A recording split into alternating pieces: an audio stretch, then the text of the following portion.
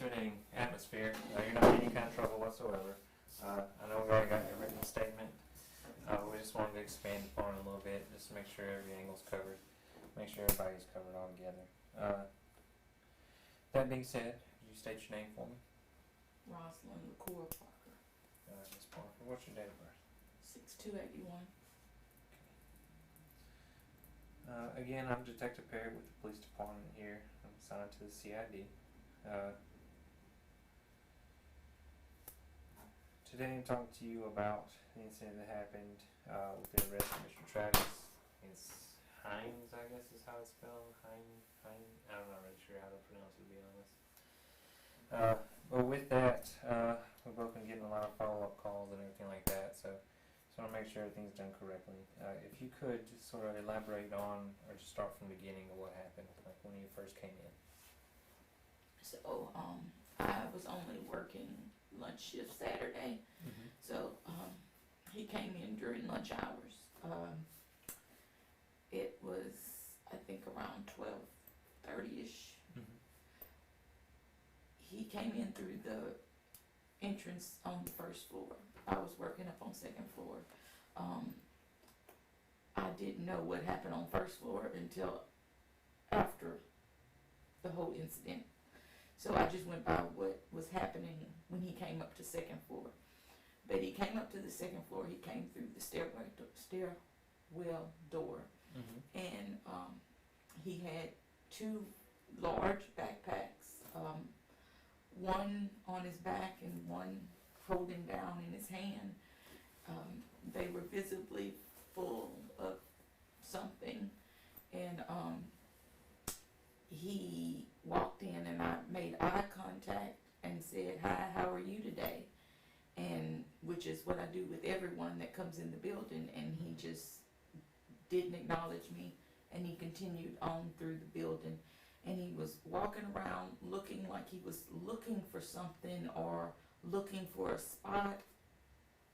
I don't know what he was doing, but it made us uneasy, me and my coworker. And then he went over towards the exit by the DVDs, which is one of our emergency exits, and he kind of touched that door and stuff. And then he came back and went in front of the desk, and then went back over by the stairwell, but he didn't go into the stairwell, and he didn't go up. He just leaned his head in and looked up to like see what was up there. And like open the door and looked up? Well, the door was open. Okay. It was open, so he just looked up, and then he came back, and when he turned around, he looked towards me, like to see if I was looking at him. And I asked him, I said, sir, can we help you with something? And he got aggressive. He said, what is it that you think you can help with? And my response to him was, sir, I'm just asking if you need help, you know. And my coworker, Carlo, was sitting back, well, not sitting, he was squatting not far away from the desk, putting up DVDs. And he heard it too, and it kind of shocked him. And then he continued to do what he was doing, like looking around, and he didn't say anything else to me, and he went to the back. And then when he went to the back, I looked at Carlo, Carlo looked at me, and after he said that, he walked around a little more, and then he came back, and when he came back, he actually went up the stairs. He went back into the stairwell and went up the stairs. And when he went up the stairs, Carlo looked at me, because he's back behind the desk at that point, and he said, like, he can't go up there. And I said, no. I said, but it's locked. He can't go up there. He's going to have to come back down. And he came right back down because he couldn't get in there. And when he came back down, he went straight to the back at that point. And Carlo looked at me, and I said, I don't know what he's doing. I said, I'm going to call and have someone come and check him out. I said, I don't know what he's doing, but it does make, and Carlos said he was scared too.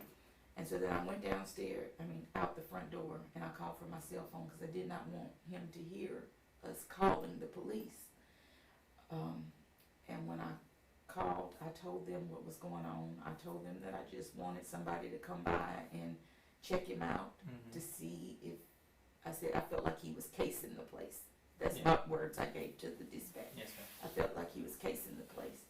And when I came back in, I asked Carlo, I said, is he still back there? And Carlo said, he's making a lot of noise. He said, there's been a lot of banging. And I said, well, what is he doing? And Carlo said, I don't know. And then I said, well, we need to see what he's doing. Like, we need to see. And I was about to go, and Carlo said, no. He said, you stay here, and I'll go check and see.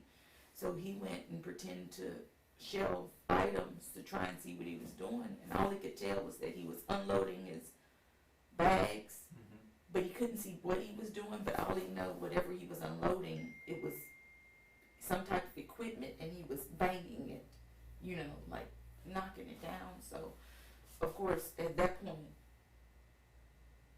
the police, I could see them from where the circulation desk is. You can see straight to the back, and there's a big window overlooking the parking lot.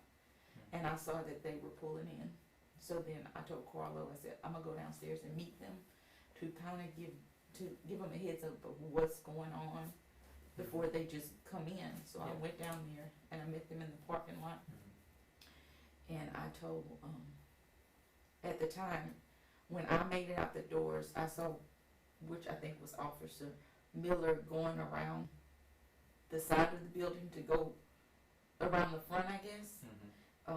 But I did stop Officer Favors and Davis and told them, and they said, okay, well, let's go in and see what's going on. I explained to them. They asked me, did we want him arrested or banned? I said, no. I said, I don't know that he's doing anything. I just feel that y'all presence needs to be in here so he sees you guys, that he knows that y'all came through here. I don't know what's going on. So they went up and they went to the back and talked to him, and we stayed up at our desk. We did not go back there. Yes, ma'am. And within minutes, you know, I mean, well, the video shows the rest. I got you. How long have you been working there? 20 years. 20 years? In 20 years, have you ever called on anyone else? I've had to call before, but in my 20 years working there, I never immediately felt like my safety was, like I never felt scared like we did that day. We both thought he had either a bomb or he was going to shoot up the place. We were truly scared that he was going to do us something. I understand completely. I saw the video and his mannerisms and stuff. So like, short of like, what I mean by call, I'm not meaning like people not returning things or anything like that, but just suspicious people in the building. This is one of the few, very, very, very few, if not only, times you call the police in regards to feeling scared, you said? Yes, we've called for other things, but not to this level, no. Okay. And whenever the police got there, you gave them the same synopsis you gave me, you gave them also. So they had a good idea what they're going in there for.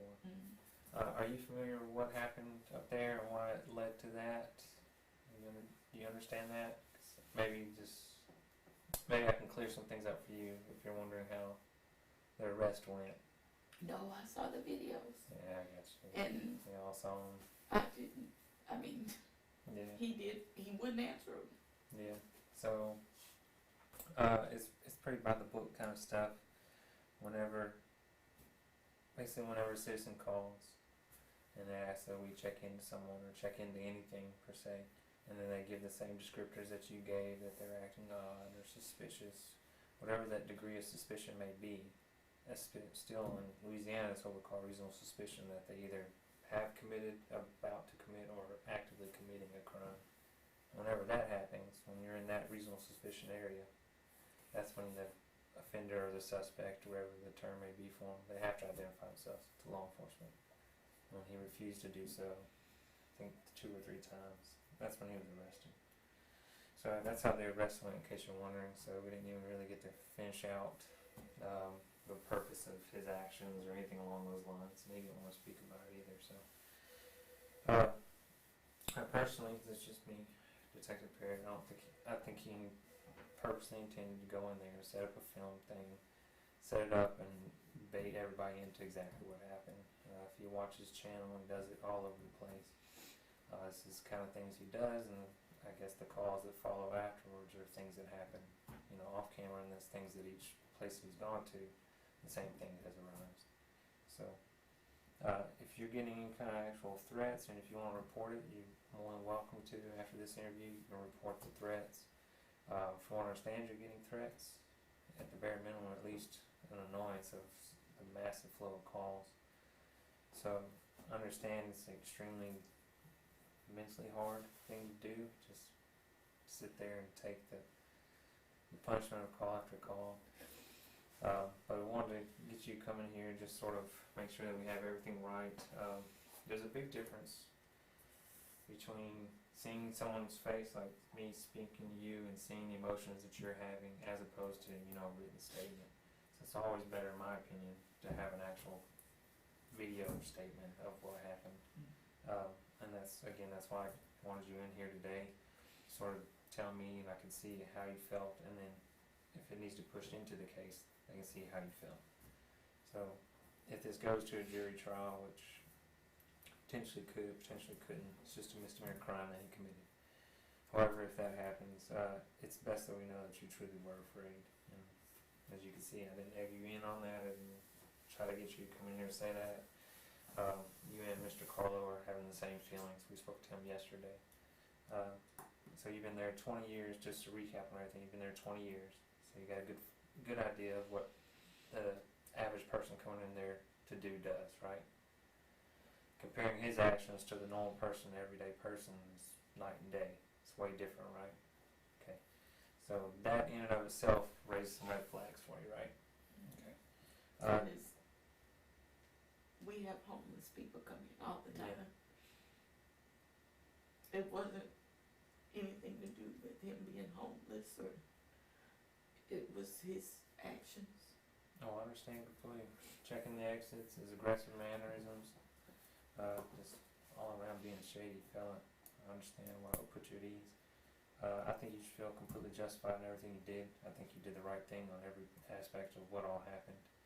I'm not sure if you have any regrets. I hope you don't, because I think at the end of the day you did the right thing.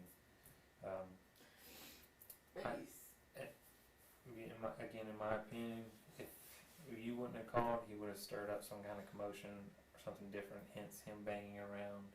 I think he would have purposely got into a argument with y'all, with your staff, and coached y'all into calling one way or the other. Now, it didn't end up in his favor legally because of the way he did things. I guess maybe he's not familiar with Louisiana law, because if you watch his channel, he's all over the states. Mm-hmm.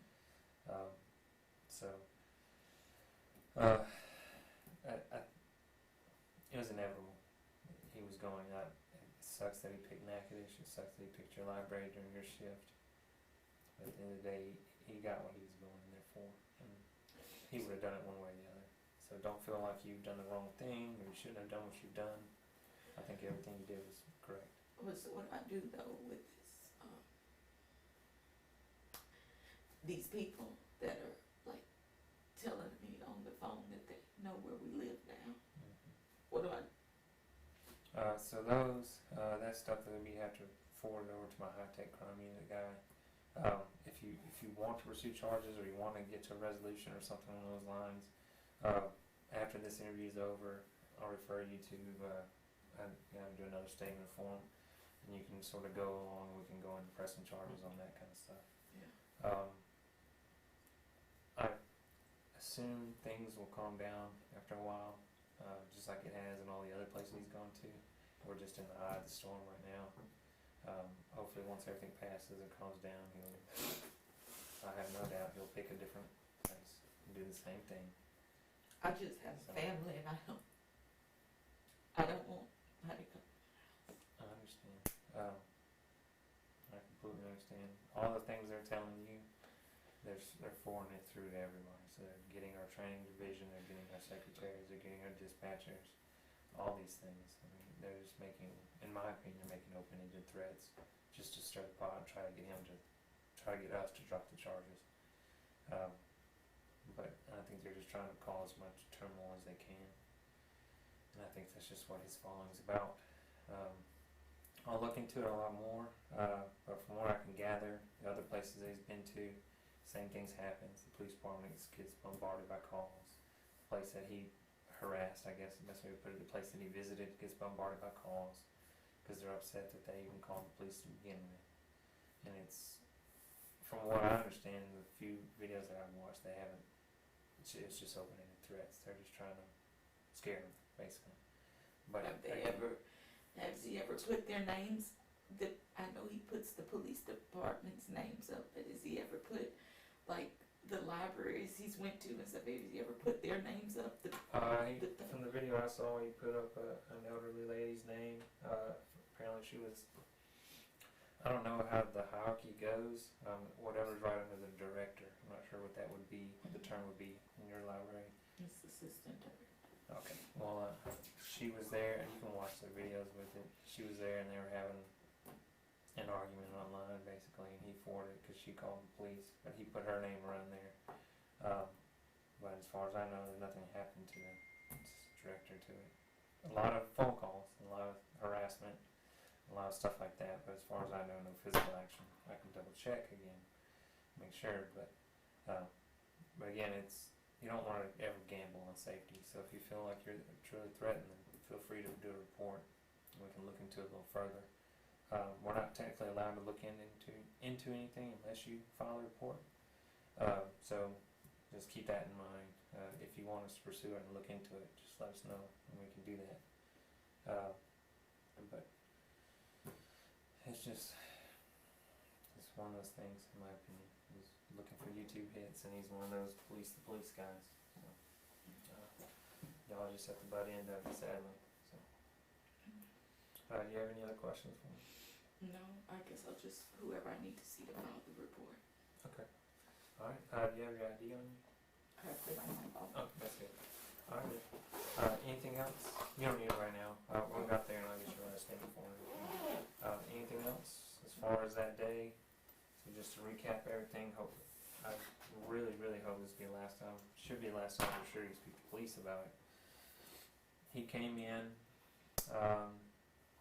oh, that's right. What did you say when you said stuff on the first floor? What were you referencing? Stuff you said you didn't know about till after.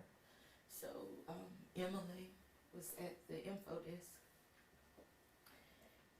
and she said that when he came in, she also tried to engage with him and say hi, and he wouldn't acknowledge her either, which that would have thrown off red flags already if I'd have knew that too, but he didn't. And then Miss Francis, which is my other coworker, she said that she was in the not the break room, the tech services department, which if you've ever been in the library, you walk in through the lobby, and then there's an opening and a wall, and right there on the other side of the wall is the info desk, but then there's like a little hallway, and there's a door directly at the end of that where you can turn and go, and you can go into tech services.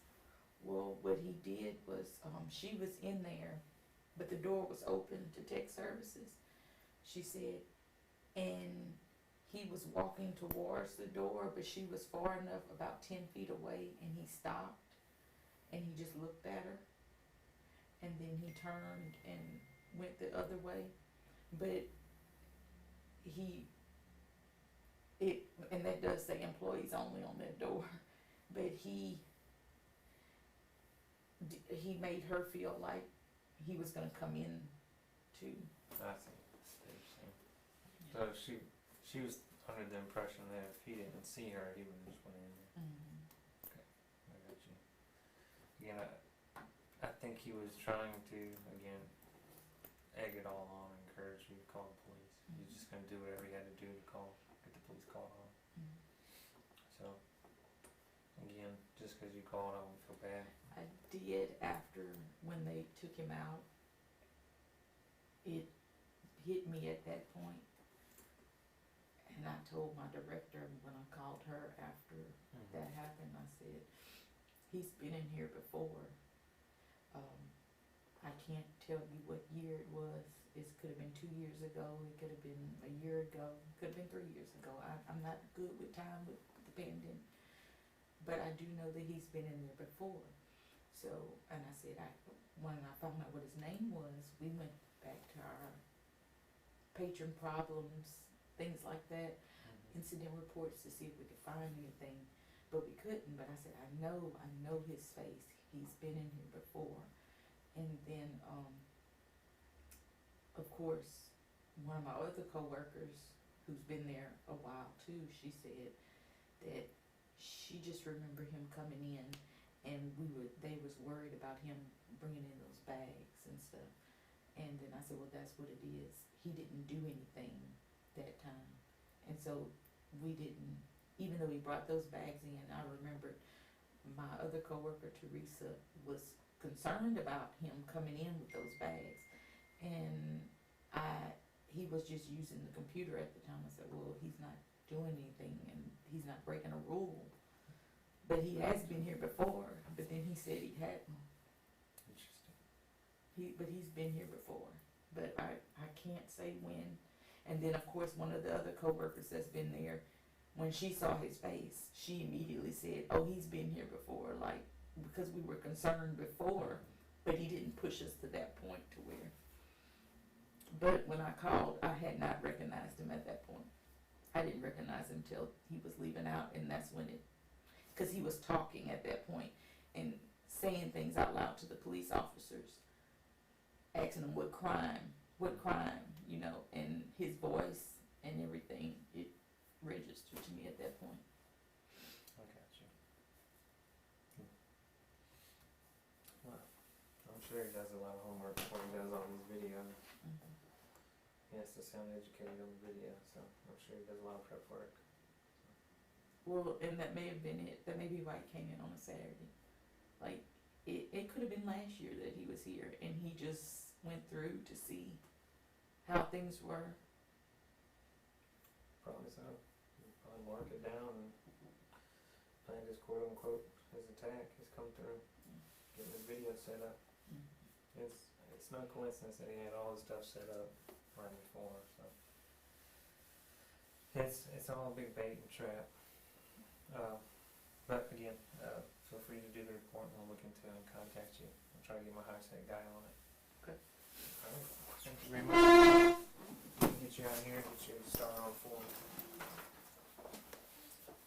I'll try back where it's at originally. Okay.